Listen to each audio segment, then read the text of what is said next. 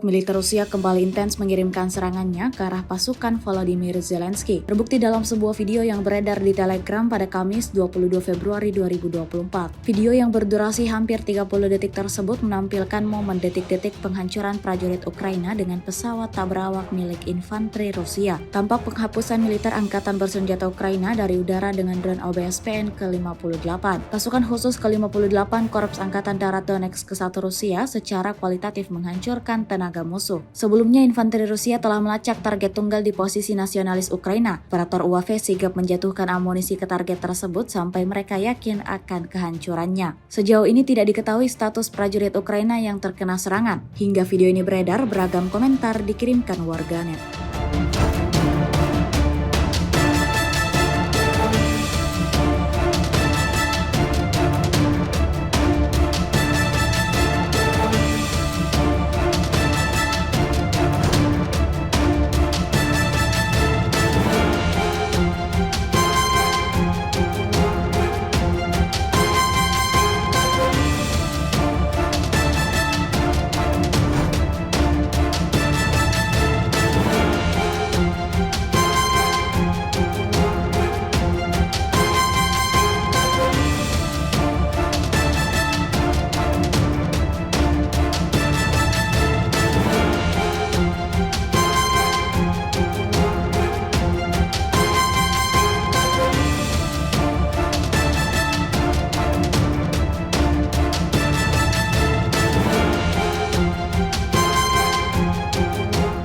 Download Tribun X sekarang, menghadirkan lokal menjadi Indonesia.